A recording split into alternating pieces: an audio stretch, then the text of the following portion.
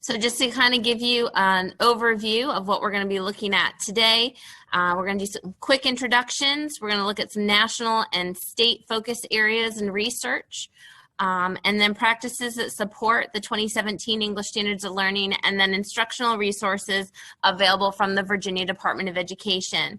And some of this will seem repetitive to some of you who have either watched earlier webinars or have been to any of our events over the last 12 months, but we are trying to echo a lot of best practices in hope that rather you see this as consistency and a constant reminder, and hopefully an affirmation of what you are doing in your classrooms right now or out in your divisions. So the first slide that you see here is some research from the National Council for Teachers of English, and it's basically their call to action presentation on what we know about adolescent literacy. It came out in July 2018, and this just kind of sums up a lot of the major components of it. Best practices for success. Basically, we want to make sure that we are incorporating disciplinary literacy instruction. So basically, academic reading requires specialized reading strategies to access complex texts. Teachers must model and show students how to read within different academic disciplines. When authors write for different audiences and purposes, their structures and styles change. So it is important for content area teachers to model for students how to read and analyze text written for different content purposes. We read articles very differently than we read short stories or novels or poetry. So these take different strategies, different comprehension focuses, and really belongs to everyone who touches literacy in a school. Basically, literacy is the linchpin for everything, and so thinking about disciplinary literacy and what that looks like in content area classrooms is just as important as thinking about what literacy looks like in an English classroom. The second point to talk about is the integration of multiple and social literacies. Technology and social media has drastically changed the definition of literacy in the last few decades, even since our own childhoods. Text comes in such a variety of forms, and we need to show students how to interact with all forms, to include bias, validity, credibility, and also show students how to put different texts together to strengthen an argument or a point they are making. Number 3 talks about the orchestration of engagement and motivation. Basically, adolescent readers need sustained experiences with diverse texts in a variety of genres and structures. Opportunities for student choice and voice in independent reading and class reading increase motivation and engagement with text. So this is something you will hear over and over again during today's webinar. Students need choice and voice in what they read in order to become lifelong readers and not just academic readers in school. And then the last point, but rather a major point, our students need an appreciation of multicultural perspectives and cultures. Multicultural literacy is seeing, thinking, reading, writing, listening, and discussing in ways that critically confront and bridge social, cultural, and personal differences. Inclusion of culturally diverse texts allows for students to see themselves in text and embrace the similarities and differences of those around them. It is imperative that we offer students depth and breadth in their literacy development. Many of you have heard of the concept of text as mirrors, windows, and sliding glass doors. So how do students see themselves, identify and have empathy with others, and how can we use these texts and have them act as bridges and doorways to access worlds that are different from our very own? Continuing with that same NCTE position paper, we have what adolescent readers need. And these are just a few points from the overall presentation. So I encourage you all to go back and read the entire piece, but these are just the highlights. Students need to practice thinking critically about how they engage with text. And this needs to include the application of metacognitive strategies, the recognition of bias and what a high quality source looks like, and how to include evidence in their argumentation. So thinking about thinking, this idea of metacognition, how often do we ask students to synthesize and determine which strategies will help them engage with and tackle a piece of text? Not when we tell them what to do with a text, but how often are we providing opportunities for students to figure out what strategies would work best for them?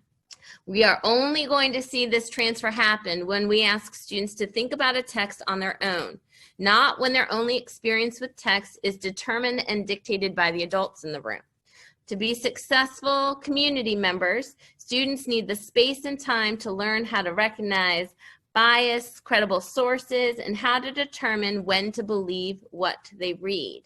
So thinking about this idea of the critical examination of text, we need students to recognize the purpose of text structure and how the writer uses it to create effect. So we need to walk them through how they figure that out, but then we need to give students practice in determining the purpose of text structure on their own. And they need to infer beyond the literal interpretations and then question and investigate social, political, and historical context.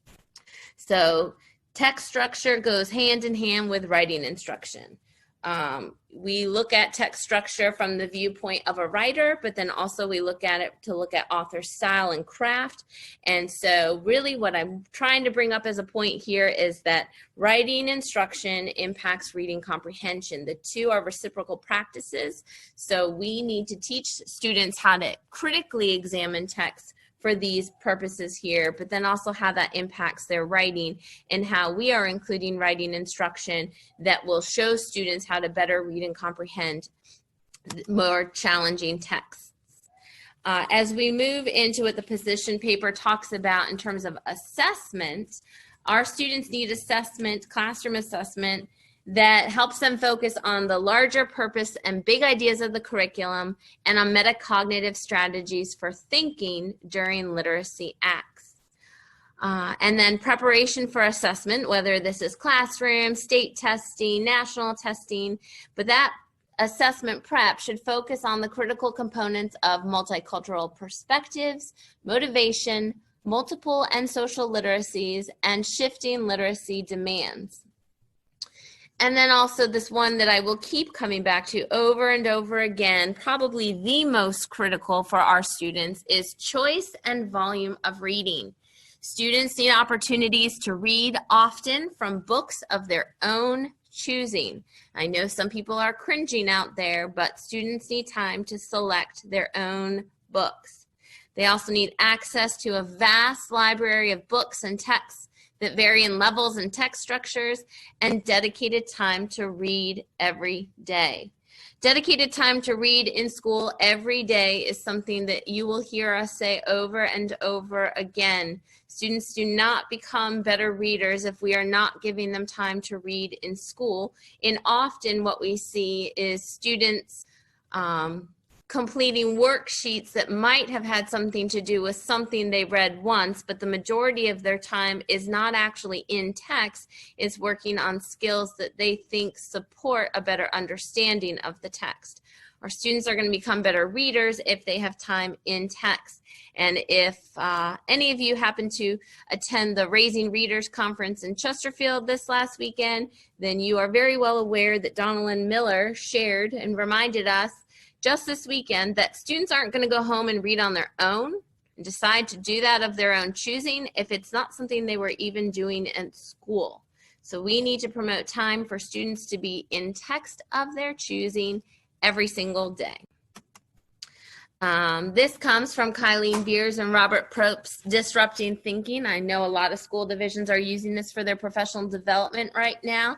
And basically all I want you to get out of this is the impact of adding 10 minutes of reading, student reading, every single day, what that does for standardized test scores. If you look at this, based on all of these studies, Students jumped to the 70th percentile rank when given 9.6 minutes of reading every single day in school.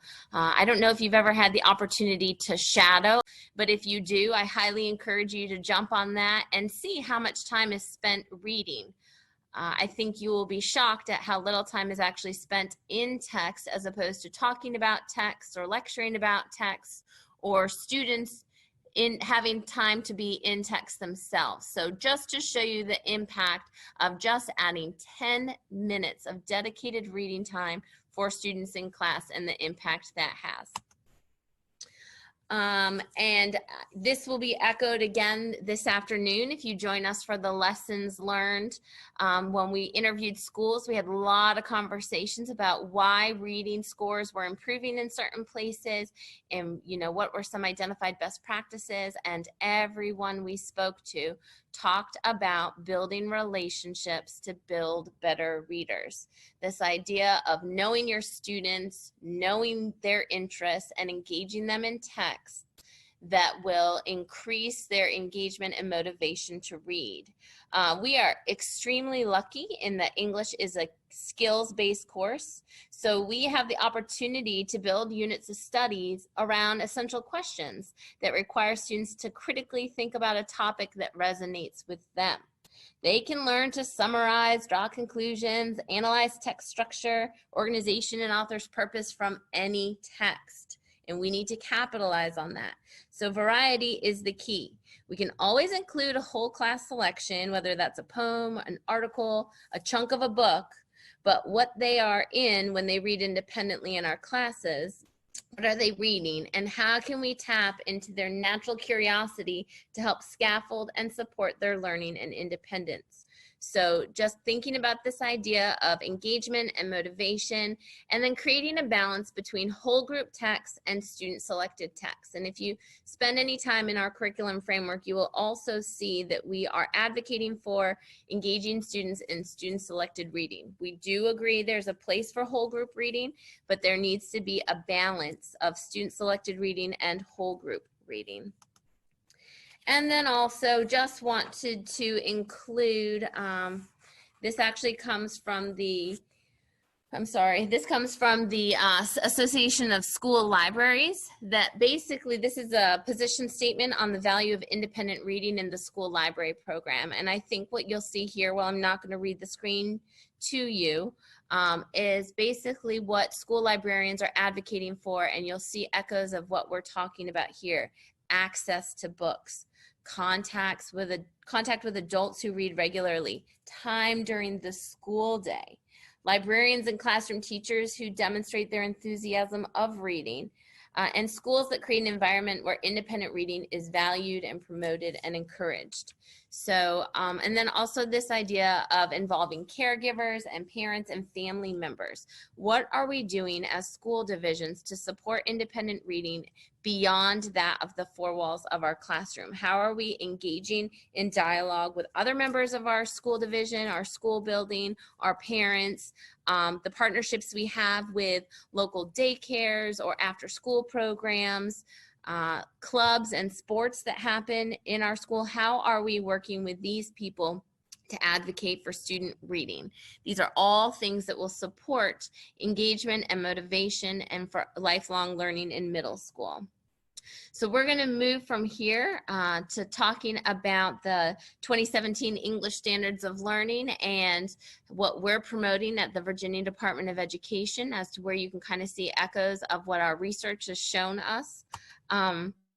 And just thinking really quickly about some of the changes that we made in the 2017 Standards of Learning, thinking about alignment with the 5 C's. Everything we're talking about comes back to critical thinking.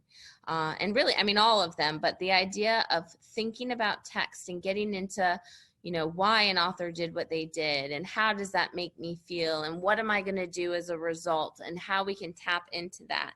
And basically how we've expanded and included technical reading and writing in our high school grade. Always something to be thinking ahead, where our students are coming from and where they're going next. Also, to kind of highlight one of the more significant changes we made, Best practice has always shown that paired texts engage students and allow them to think critically. And I would agree that school divisions have been naturally doing this for quite some time. But with the 2017 Standards of Learning, we created a standard that asks students to compare and contrast details between literary fiction and informational nonfiction text. So this idea of a paired passage, which means that in the coming years, when students get to 6th grade, they will be far more familiar with this concept and should be able to dig deeper. But basically, we're asking students to analyze those similarities and differences and pair texts and think critically about text in a variety of ways. And hopefully, as we present ideas to students about how to pair text, they will start to, on their own, come up with ways to see text as similar and different and share those ideas with us. But just the idea that pairings could include books, articles, poems, media, graphics, anything of that sort. Text is a very loose term these days. So just to know that has been included down in the upper elementary grades and should impact our middle school readers as they're moving forward. Also, we changed the focus of the writing process, and I'm going to keep coming back to the idea of writing because, again, true writing instruction impacts reading comprehension, and that is just something that I want to make sure I hit home with, because if we are instructing writing and showing students how authors write, we are modeling that through mentor text, which we'll get into in a little bit. But just so that you can see how we have set up the writing standards in the 2017 SOL to be developmentally appropriate and increase in rigor based on what students are able to do in different grade levels. So you can see it expand from just narrative and descriptive to adding an opinion and expository, and then moving over from just having an opinion to looking at how to be persuasive in 5th grade. Then when we get into secondary, you will see that at this point, students have had the opportunity to handle all of the forms of writing so far and will continue to do so in middle school, but that we've given them 2 different forms of writing per grade level to focus on in order to be prepared for high school. So you'll see this idea of narrative, and we introduce reflective writing in 6th grade, and then looking at expository and persuasive in 7th and 8th. So if you look at the standards, the writing standards for 6th through 8th grade, you'll see a tight marriage between what students are doing in 6th, 7th, and 8th grade reading and what they are doing in 6th, 7th, and 8th grade writing. And that was intentional because as these are reciprocal processes, we want students to be practicing what they are learning in their reading class through their writing and vice versa. So the impact of writing instruction and what that can do for reading comprehension is evident in the standards, and we're hoping that if writing instruction is happening, that we will see gains in our reading comprehension as well. And then just this idea that we do have 4 strands in the 2017 English standards. We have communication and multimodal literacies, reading, writing, and research. And while they are developed separately and listed separately so that you know, as say a 7th grade teacher, what you're responsible for that year, they're not meant to be taught in isolation. They're supposed to be seamlessly integrated in the classroom to the point where students don't know if they're in reading class or writing class, or they don't see research as a separate component all on its own, but something that we're doing as we're reading and writing about something we've learned. And then also the idea that because we are a skills-based course, what we're learning in 3rd grade, we're still actually learning about in 12th grade. It's just what we're doing with that skill that actually changes. So while we might be talking about identifying setting in 3rd grade, we're still thinking about setting as a senior in high school and how the setting impacts what the author was trying to do. So it's just what we do with these skills that change. And so basically what I want to make sure people need to do is that they should look at the curriculum framework to see what students were doing the previous year and what students are doing next. As we know, not all students sit in our classrooms at the exact same grade level. So if we're thinking about differentiation and what we can do to scaffold for students, but then also what we can do to push students who are ready for that extra push. We offer you the curriculum framework for some options of ideas.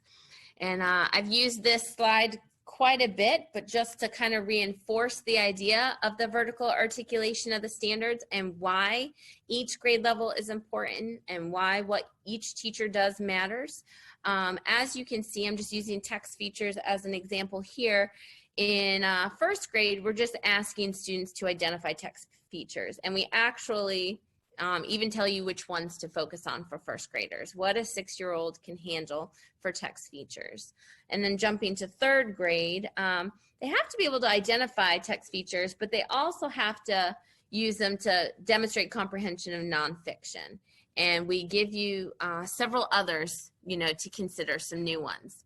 But what I really want you to make sure that you notice is that when we hit 5th grade, the reason we're looking at text features shifts. The purpose of using text features shifts. So if you were to look at that 5th grade standard, it says use text features such as type, headings, and graphics to predict and categorize information. So as we are reading and we're talking about text features, and we've given a couple of examples, we're not identifying text features anymore. Yes, that is the first step in my success. I need to know that, yes, that is a heading, but what I'm doing with the heading has shifted. At this point, we're looking at predicting and categorizing information. So if we're talking about the rigor and alignment of the standards to what students need to be doing in class, we are no longer taking a newspaper at this point and having students highlight and circle the different parts of a newspaper and telling us what they are. We are now asking them to take what they see in that newspaper and make predictions about what they're about to read, or to categorize information if they're looking at a variety of texts. And that's important because the role of text features has shifted. If you look at 8th grade, basically we're asking students to apply everything they know. They've been able to identify all of these, they can preview them, they can predict, they can categorize. They have a whole toolbox full of text feature knowledge that they can now use, and they can combine that with their understanding of organizational patterns to analyze the text in front of them.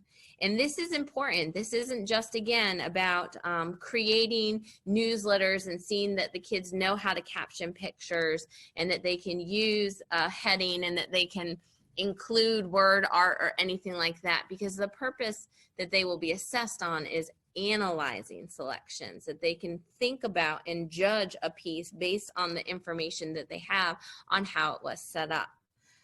And then as you can see in 10th and 12th grade, the rigor only increases. But just want to kind of hit home this idea of what the SOL actually says, and making sure that our instruction aligns with the level of rigor of the standard, because at the end of the year, their assessment will actually align with the standard, not necessarily the activities that we selected to do in our class. So I just kind of highlight that as just a reminder.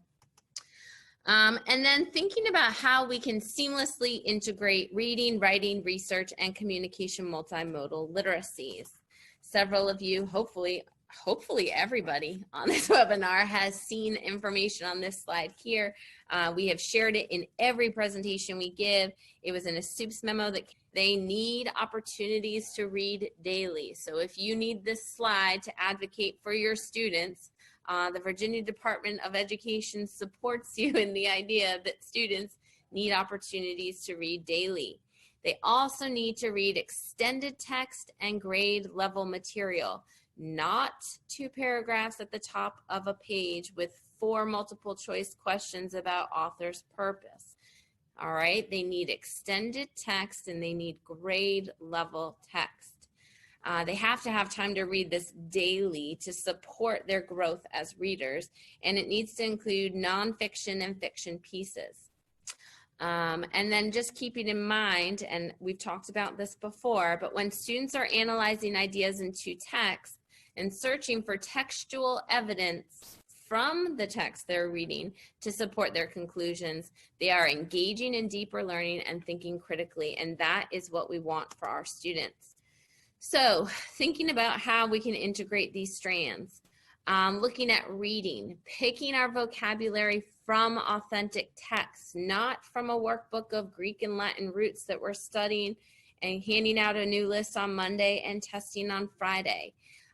Giving our students time with fiction and nonfiction text.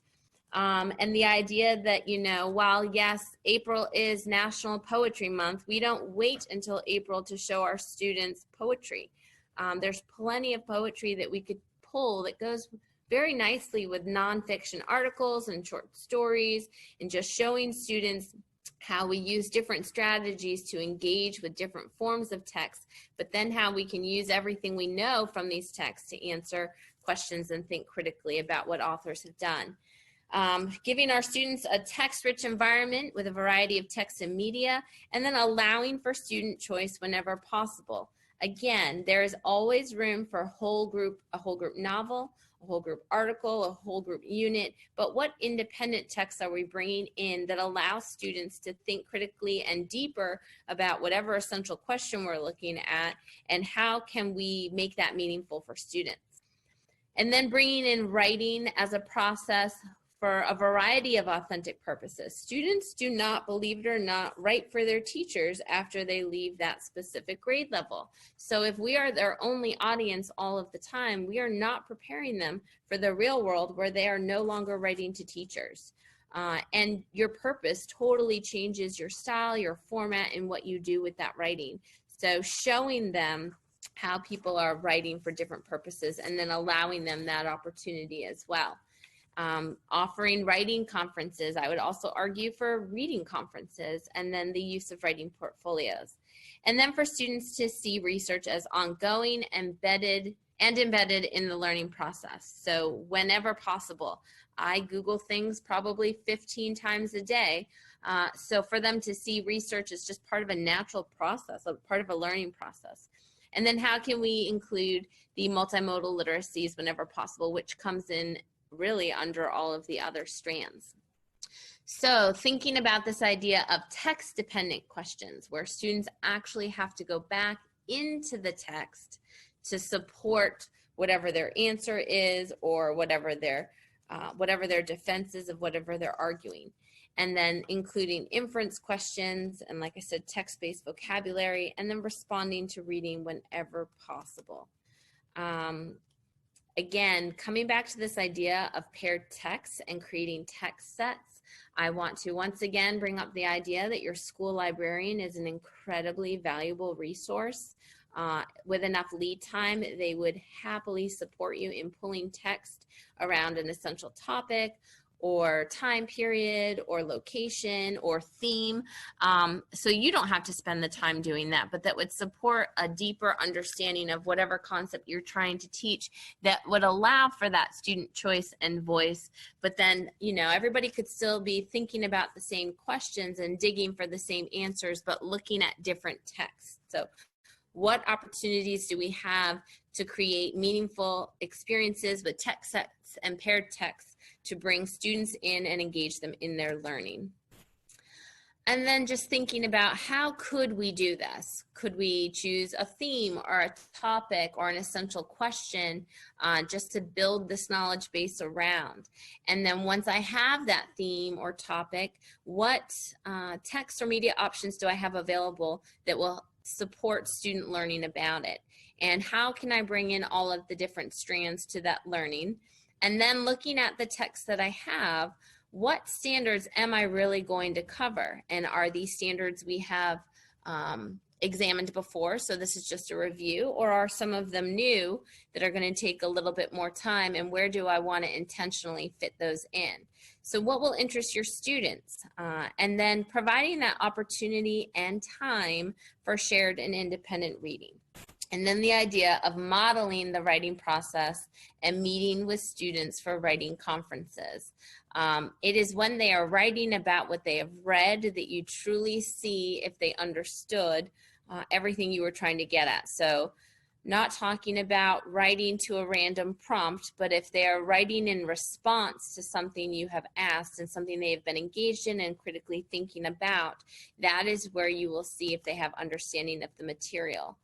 And when we've created these units, we want ourselves to be able to answer yes to all of these questions. When we think about it, this is what's truly important for our students.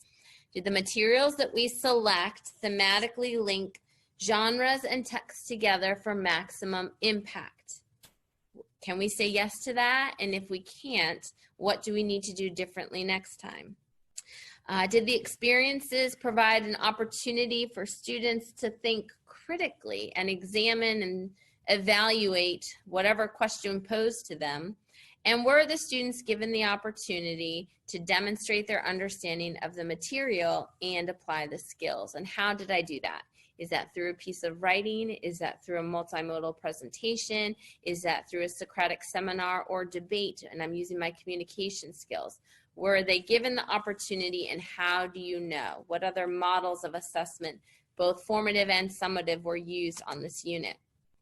But I want to come back to this idea of the reading-writing connection, because you're going to hear this probably throughout the rest of our webinars about the reciprocal process and having students think about reading from the viewpoint of a writer and write thinking about everything they've learned in reading. So using mentor text to read like a writer and write like a reader. This allows students to imitate an author's style and structure and appreciate author's craft. If this is something you've been instructing and working on for a long time, there is nothing more satisfying than a student coming up to you and telling you about something they read on their own and pointing out to you what the author did. That is the big aha moment. And when they can point it out to you, they are pretty much ready to try to imitate that style and structure on their own, because they've seen it modeled and they know how to identify it when they see it. But then this idea of incorporating daily writing. Daily writing does not mean a 5-paragraph essay. Daily writing might be responding to a quote on the board, putting something in a discussion board. There could be a warm-up.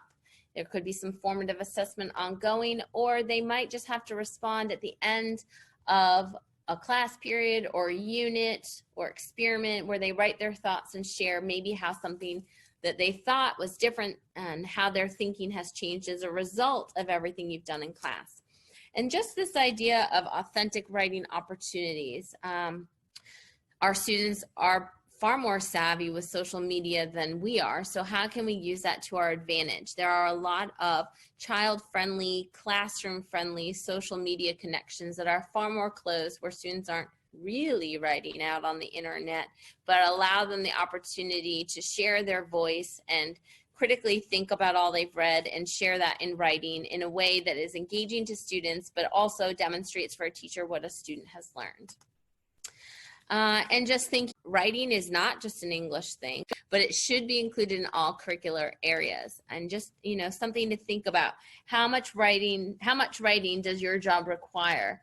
And this is something that, if you think about it, I guarantee you don't go a day without writing something. So knowing that our students need these skills and they need support, what can we do to include writing instruction, and how can we make that work together with reading that strengthens both programs? So thinking about that, some of the unintended consequences of removing that 5th grade writing SOL is that there's far more focus on reading instruction, and so I'm here to advocate that reading and writing go together and need to happen together. But as a result, since we have focused more of our time on reading skills and reading comprehension, most of our writing is just assigned. So what you see on the left here is what happens when writing is assigned, and what you see what happens on the right is what happens when writing is taught. So there's a great difference between assigning writing and teaching writing. Although all students can write, direct instruction by the teacher is needed to develop an awareness of good writing and the skills needed to create it. So direct instruction of concepts such as audience and purpose and skills such as revision can be followed by student choice and reflection. Then, as the writing begins, the instruction continues with teacher modeling.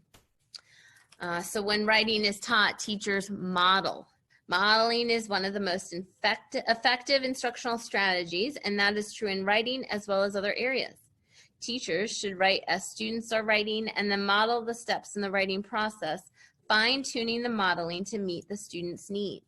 If composing is the weakest area, then the teacher might conduct a think aloud through the process of selecting a main ideas and developing organization and elaboration. If first drafts are generally solid, but the revision is lacking, then a teacher could model strategies such as developing sentence variety or replacing bland language for more vivid vocabulary, and really modeling for students. We do this with our reading. We think aloud a lot in our reading, but how do we show that with our writing? Because again, when students can figure out how to organize a paper to make their main point and to style their paper and include that word choice, I guarantee they can find it in whatever they read. So I'm just bringing back this idea that when we actually instruct writing and not just assign it, our students become stronger readers. So just kind of keeping that in mind. And then just some possible unit layout suggestions to create a flow between reading and writing and how that might look, and how you can marry the two together, and how you'll select mentor texts for reading, but then also how can you use those same mentor texts for writing? What are some pieces? How can you use that text again to support reading and writing so that students can read a text as a reader and a writer, and they can make those connections. That also helps students think of themselves as writers as well. So just some ideas here. I won't spend any time because I'm gonna send this presentation to you, but just one opportunity of how you could put these things together. I'm gonna quickly go through some of the available English resources that the Virginia Department of Education offers so that you are aware of how to get to them. We do have an updated 2017 English curriculum framework. It looks like this. So if you are using the old one, please stop. We have moved on. At this point, please use 2017 because we are in our full implementation year. We did make some changes, but just a few reminders. This curriculum framework is not everything. I repeat that. It's not everything. It's just a framework. As classroom teachers, you are the experts for what your students need and what your community desires, and you need to build upon what's available as resources to you. So it's not supposed to be everything, but it's also not supposed to limit what's taught in the classroom. If your students are able to do everything that's in your grade level curriculum framework, by all means, please move on. Think about how you can challenge your students next. I also bring up that the essential knowledge, skills, and processes is not a one-to-one match of the standards. This is a change, and I know for some school divisions, lesson plans require that if you pull something from the standards, you have to have the essential knowledge, skills, and process that matches that. And I'm here to tell you that some of them do not have a match. So if the standard is self-explanatory, we're not going to have additional information. The curriculum framework is around 300 pages in length, and I realize that the fastest way to get to your grade level is to hit Control Find and put in whatever number you're looking for, but I would encourage you to back up one more page and look at the overview of the strand on the strand introduction page, because that's where we have included teacher notes that bring in research best practices and pedagogies, where you can find that, and instructional strategies that work to support learning for students.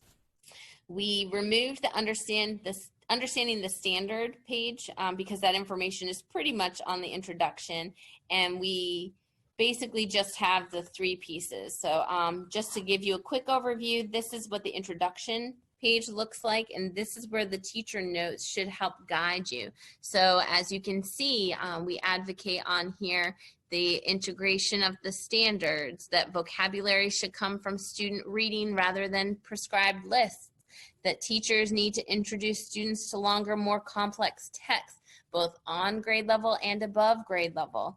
And I realize that that above grade level might come in the form of a read aloud. We're not asking you to frustrate your students, but they do need to be exposed to additional vocabulary and hear what good reading sounds like. So this might be one way that you could do that. So all of your best practices can be identified here. And now this is what your inside page would look like. So for instance, if you see 7.6G reads identify the main idea, you'll see there is nothing below about identifying the main idea because there isn't any way to break that down. However, if you look at 7.6A, when it talks about skimming materials and using text features, we have given you some additional text features that you might come across in grade level material. So that's the other thing I want to make sure I point out here.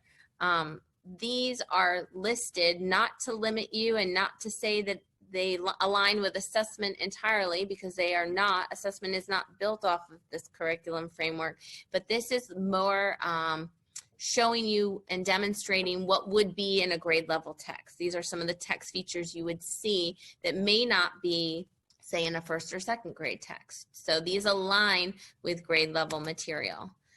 We've also updated the SOL progression chart. So if you're using blue ones, please throw those away. Those are from 2010. We are all things orange now. So we have that for communication, multimodal literacies, reading, writing, grammar, and research. So if you are interested in where a student concept or skill is introduced, you can find that in these progression charts. You can see where it's introduced and then where a student might be considered proficient and progressing. And then also the crosswalk between the 2017 and the 2010 standards. Some people find this very exciting. Others don't find it helpful at all. At this point, since we are in our full implementation year, I say just teach the 2017 standards of learning. This might come in handy, though, if you are really familiar with the grade level that you've been teaching, say 8th grade for a really long time, and we added new content in there that you've never been responsible for before. This document would allow you to look at 8th grade and see right away if something is new content. And I'm saying 8th grade, but the same is evident in every grade level. I'm just using the example right now. So it might prove helpful to look at this, to look at the crosswalk, to see where new content is there, especially if it is content that will be assessed on the end of year standards of learning assessment. Also, we have updated our instructional plans, formerly known as the enhanced scope and sequence. Those materials still exist on our website, but they do not align with the 2017 standards. So I encourage everyone to take a look at our English instructional plans. Right now we have roughly 100 posted. And I'm just showing you a screenshot of the introduction there, but they are posted by strand, and then within strand, say reading, as you can see here, fiction, and then nonfiction. And what you see here is the different plans listed by grade level bands and their primary SOL. But what you're going to find if you were to open any of these is that the instructional plan samples that we posted here have a primary strand, but because we are advocates of integrating strands and bringing in other strands to reinforce ideas or to scaffold and structure things for students, you'll see that we have a primary SOL and then that reinforced SOL. These vary in length, but once you hit secondary, they do, I mean, if you were to use all of them, you could probably spend up to 2 weeks in one plan, depending on what you're doing with it.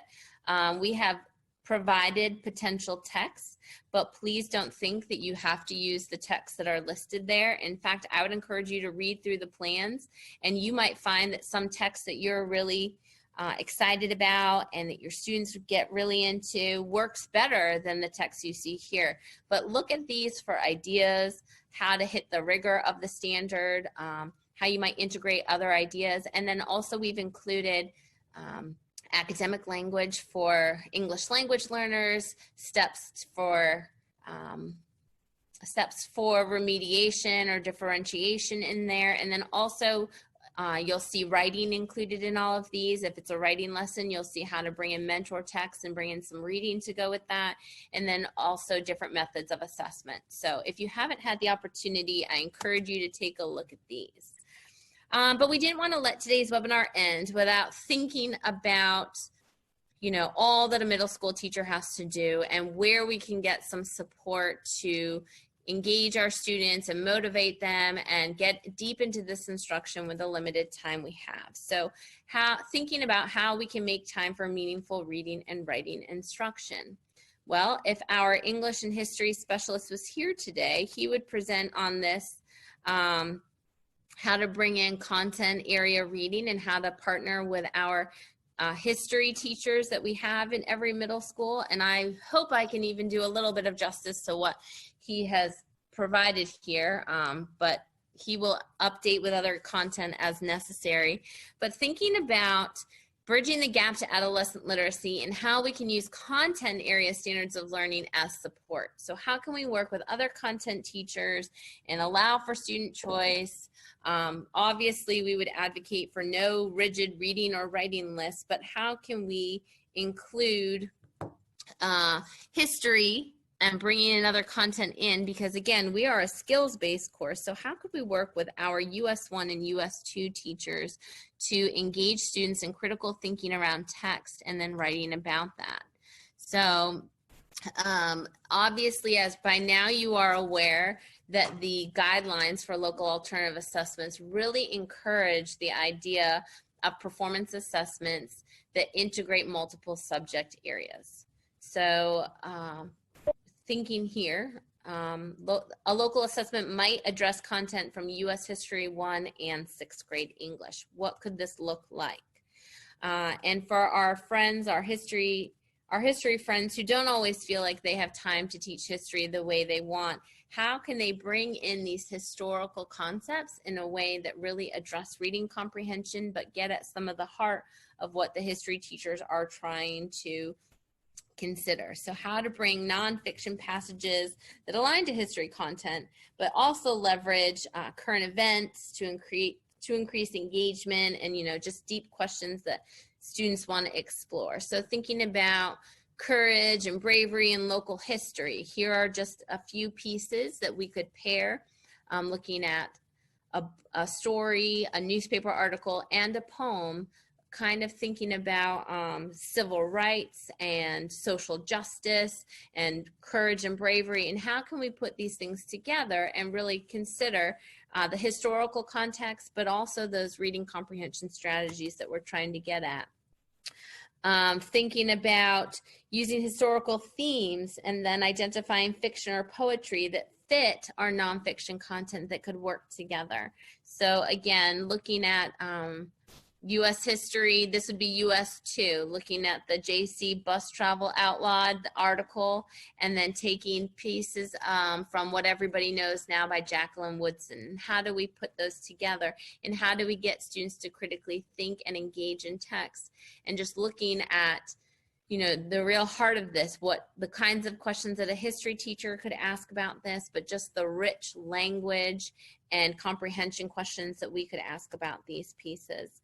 Looking at these two ideas of Sacagawea, asking students to decide if the version of her in the primary source that's here from the journals of Lewis and Clark is reflected by the one in the statue, where you see her kind of hovering behind Lewis and Clark in this Charlottesville statue, and just getting kids to critically examine and think about text together. So we have these teachers in our buildings who we could work collaboratively with, where we could support one another and engage students in critical thinking and thinking about historical context and perspective and bias, and how we can put these things together for students to have meaningful discussion and opportunities to discuss and read and write and research and everything we do in English, but have that supported in other classroom areas as well.